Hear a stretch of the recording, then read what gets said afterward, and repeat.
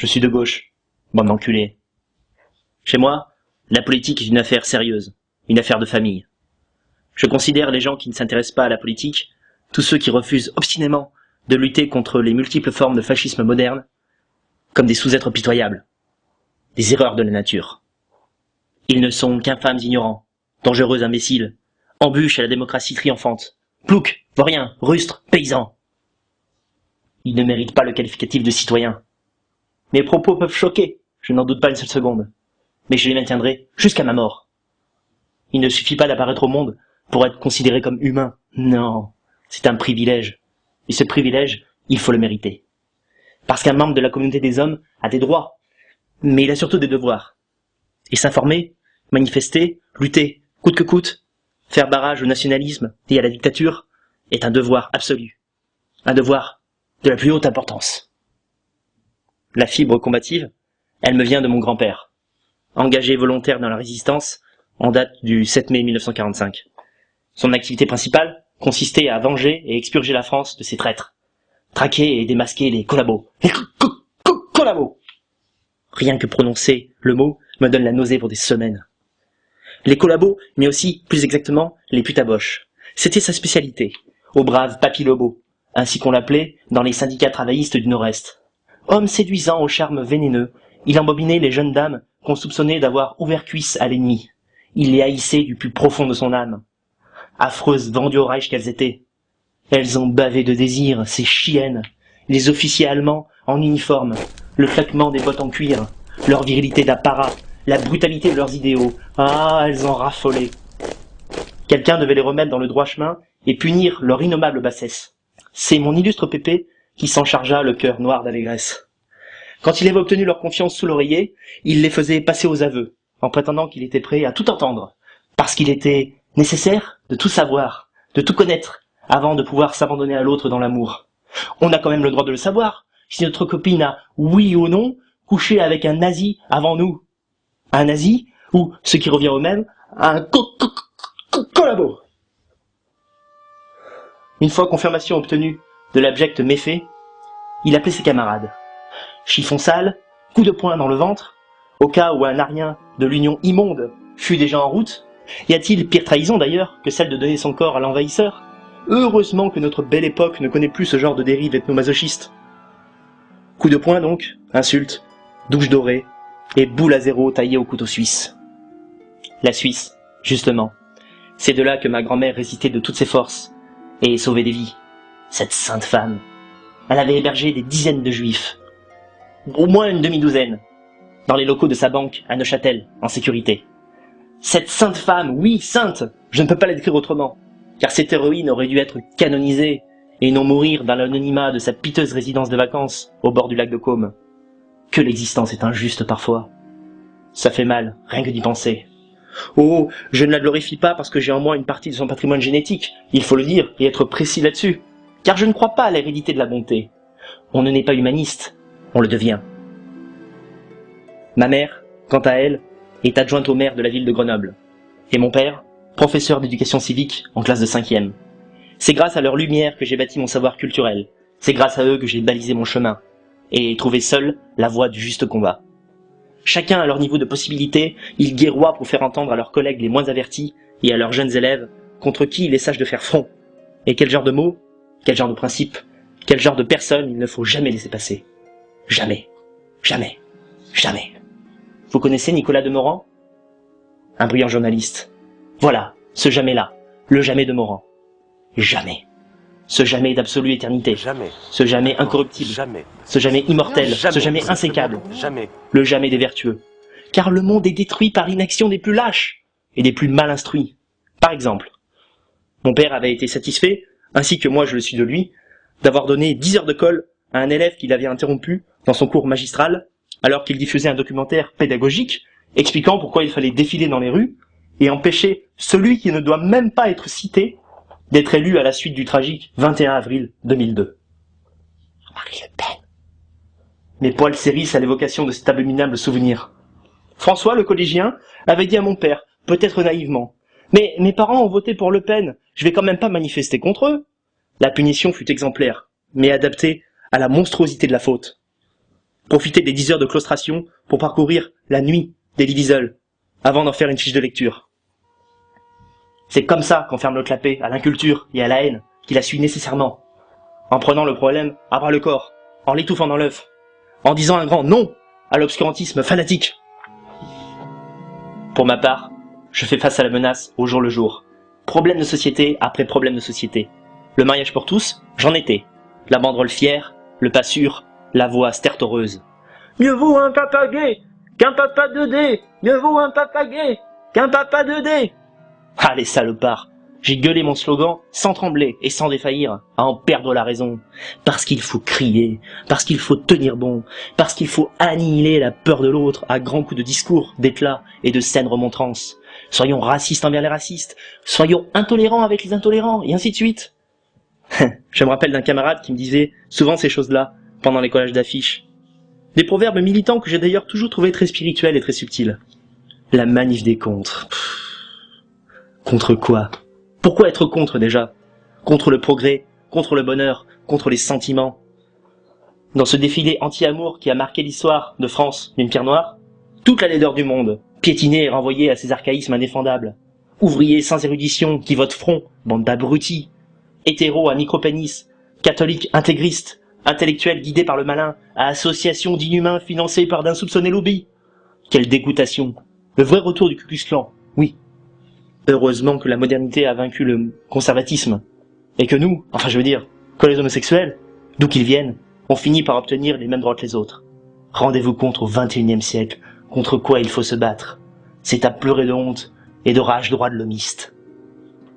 Alors il y a le terrain, les actions, l'actu, mais il y a aussi la propagande, tout aussi importante. C'est à cet endroit que j'ai pu le mieux faire ma place dans l'arène politique. Je suis un geek, je ne le nie pas, un pur produit de ma chanceuse génération. C'est là que j'ai construit, en toute modestie bien sûr, ma légende de combattant.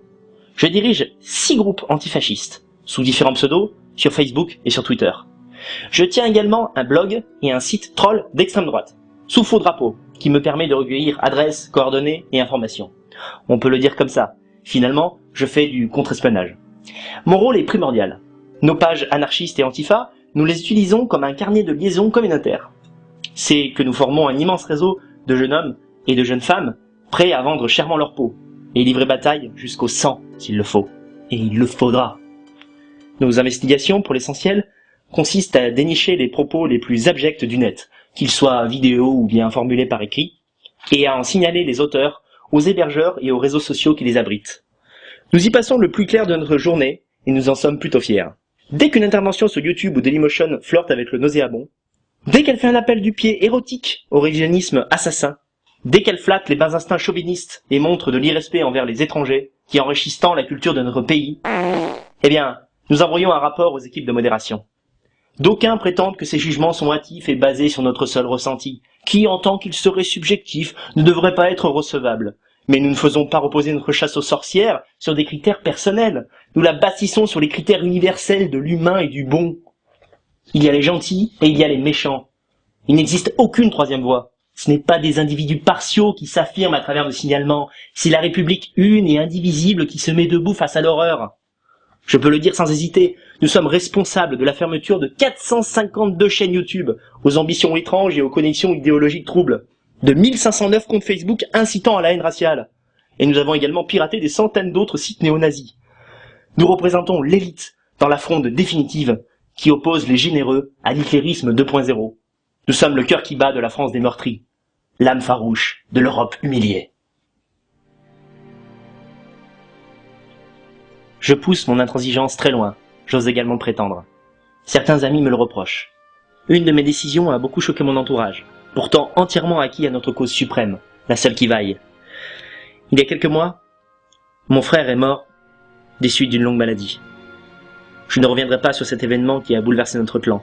J'en ai même annulé, de tristesse et d'épuisement, mes vacances déjà payées pour le Brésil. Le deuil est un lourd fardeau à porter, que je ne souhaite d'ailleurs qu'à mes pires ennemis humains, c'est-à-dire aux collabos. La nouvelle de son décès a filtré dans la troupe de mes connaissances, jusqu'à remonter aux oreilles d'un ancien ami. J'insiste bien sur le mot ancien. Un certain Daniel Conversano.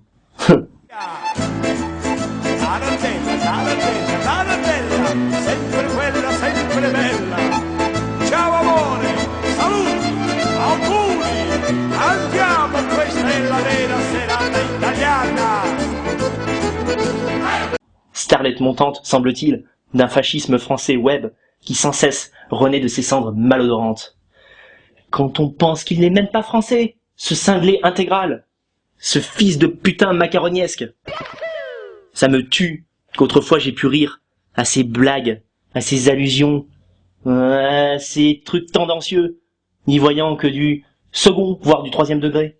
Ce qu'on peut être sot quand on a le cœur pur. L'entendre se vider de son pu à propos de nos compatriotes blacks et rebeux, et sur les plus défavorisés des quartiers sensibles, sur les laissés pour compte, d'une politique post-réganienne et déshumanisante, innocent souffre-douleur, d'un capitalisme à visage pâle. C'en est trop. Le voir aussi se perdre en injures suprématistes, alors qu'il n'est qu'un sale bouffeur de raviolis, même pas digne de boire notre urine républicaine. Non, je ne m'emballe pas. Non, je ne m'emballe pas. Je dis ce qui est, je dis ce qui se sent, car c'est du ventre d'où a surgi la bête qu'on risque le plus sûrement de la voir revivre un jour. On a du mal à croire que des êtres aussi mesquins puissent respirer le même air que nous. Puant de cynisme mal placé et glaçant jusque dans son adresse mail. benitoconversano@yahoo.fr. Benito, je t'en donnerai, moi, du Benito. Pélé des terreaux, va. Vous pouvez d'ailleurs le contacter en mon nom pour lui dire tout le mal que vous pensez de lui et de ses suiveurs, à son adresse mail, que je répète, benitoconversano@yahoo.fr. Oh, je sais, vous ne le connaissez pas, mais croyez bien qu'il ne gagne pas à être connu. Bref. Il se trouve qu'il avait longtemps traîné avec mon défunt frère, pauvre de lui, à une époque aujourd'hui oubliée, et que j'ai eu le malheur de tomber sur son courriel de soutien un jour après le drame. Je vous le lis. C'est Daniel Conversano. Daniel Cococo Labo, oui. J'ai appris pour Jean-Baptiste. L'image de son sourire malicieux et le souvenir de sa gentillesse ne me quitteront jamais. Il va sans dire que je suis là pour toi si tu as besoin de réconfort ou simplement de prendre du bon temps autour d'une bonne mousse. Je suis sincèrement désolé, une pensée émue pour tous les tiens. Touchant de prime abord, n'est-ce pas? C'est qu'il ne faut pas recevoir la chose avec trop de candeur et trop de fragilité. Il ne faut pas entendre ces mots en omettant de qui ils viennent. Adolf Hitler lui-même était-il capable d'aimer? Bonne question. Que feriez-vous d'un geste tendre ou généreux venant de la part d'un démon de ce genre? Rien, très probablement. Il en va de même pour ces soldats ressuscités, comme ce Daniel Conversano Collabo. Je me suis donc ressaisi, et je lui ai répondu ce que le devoir me commandait de lui répondre. Je me serais passé des condoléances d'un nazi. Ne me contacte plus jamais. Et vlan! Voilà comment on la contre-attaque. La sournoiserie des vils esprits. Ni pardon, ni oubli. Pas de demi-mesure. Plus de tergiversation stérile. Il faut frapper vite et bien. Que les tièdes et les incertains qui m'écoutent s'en persuadent. Si vous n'êtes pas avec nous, c'est que vous êtes contre nous. Si vous rejetez la démocratie en bloc, de fait, vous baisez le cul du fascisme. Voilà l'équilibre des forces en présence. Oui, je sais, je suis vulgaire. Parce que la situation l'exige, parce qu'elle est grave et inédite, parce qu'elle ne permet plus d'y aller en faisant des courbettes et des petites figures de style.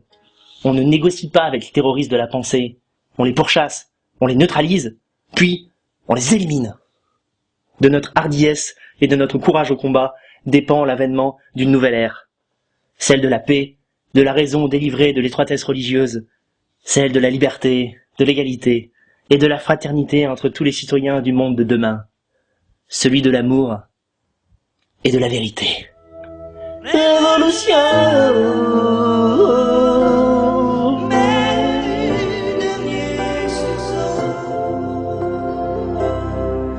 Et quand les canons résonnent, les femmes au regard bouleversé défilent inlassablement.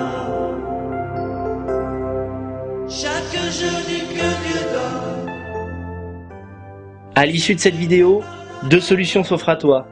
T'abonner à ma chaîne YouTube ou aller bien te faire enculer. C'est toi qui vois. Qu'est-ce que tu préfères?